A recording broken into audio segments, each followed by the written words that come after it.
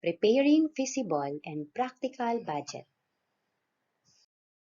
Hello, I'm back. Family budget. Why is it a good idea? A family budget will help you spend your money wisely on the things you must have. These are your needs. Save money for the things you like but can live without. So these are your wants. Family budget will also help you set aside money for unforeseen expenses. Stop accidental overspending.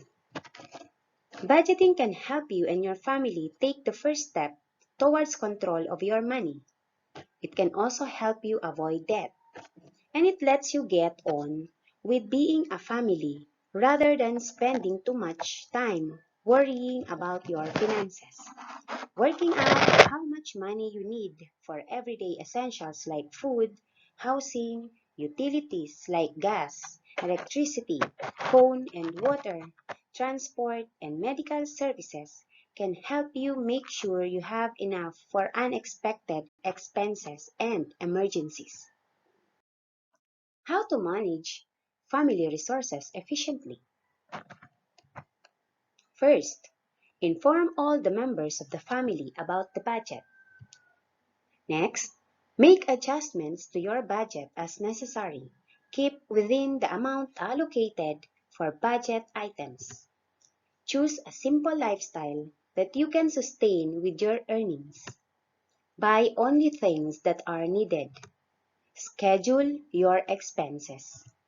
Follow a shopping and marketing schedule.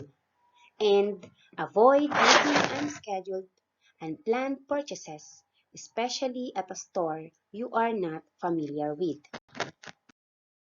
Then we have teach the children to spend their allowance wisely. Another, conserve energy and other utilities. Recycle or reuse materials. Repair appliances and furniture as needed. Take good care of your belongings. Buy products that are of good quality and reasonable price. And lastly, develop the habit of walking short distances. Managing the family resources is not an easy task. There are factors that affect the budgeting. Let us be aware of these factors. So the following are some factors that can affect a personal or family budget. First one is the amount of income. The higher the income of the family, the greater the amount that the family members can spend for their needs and wants. Also, the greater the income, the more savings the family can have for the future. On the other hand, the smaller the income of a family, the more it needs to spend for what is most important and immediately needed: food, shelter, clothing, education, and utilities are some of the immediate needs of most families today. Second factor is the size and composition of the family. The more members there are in the family, the more food to serve on the table, the more expensive for their schooling, clothing, and for their other basic needs. Also, when family members are still young and growing up, the more expenses are needed for their food, health, and medical necessities, clothing, and other needs.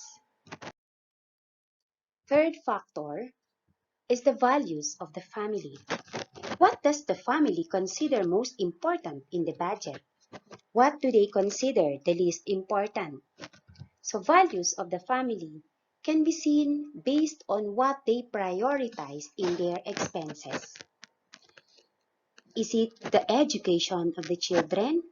Are they willing to sacrifice food, clothing, and even shelter so they can give a good education for their children?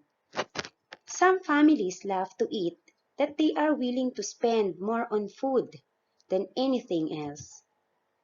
Some love to wear fashionable clothes even if they have to scrimp on their meals. Some would save their lunch money so they can buy cell phones. So different families and different individuals have different values, so they have different priorities on what to spend their money for.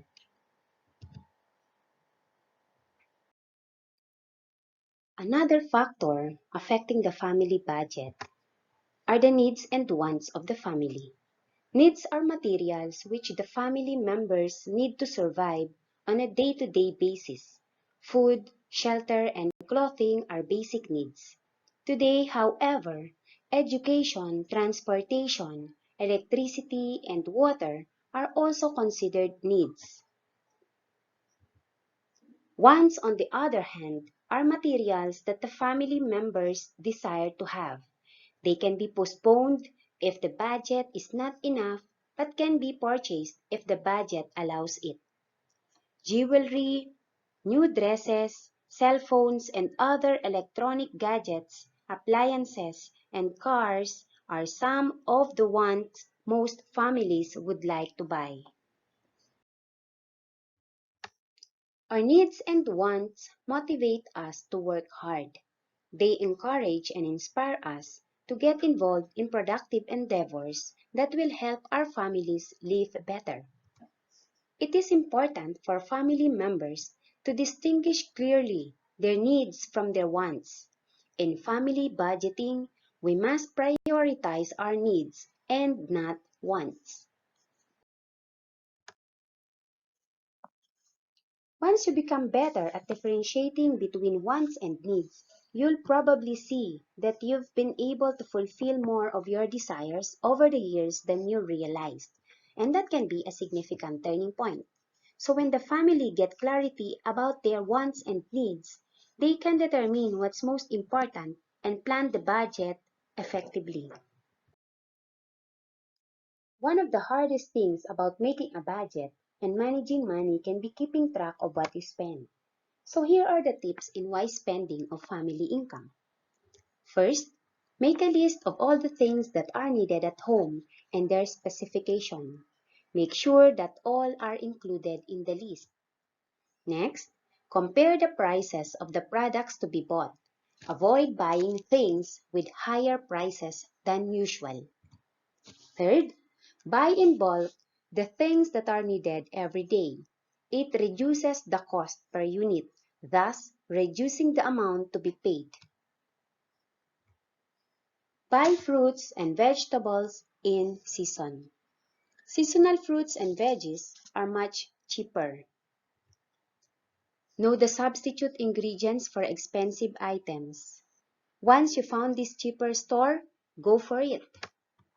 Be familiar with the store offering lowest prices.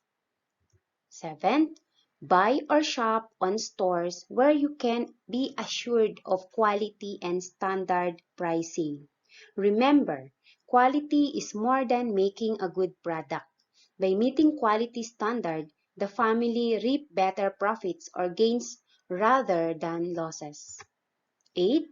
Shop at the market nearest your place to avoid transportation expense. You can save that expense instead. 9th, be sure to stick to your shopping or grocery list. Don't forget, spend wisely.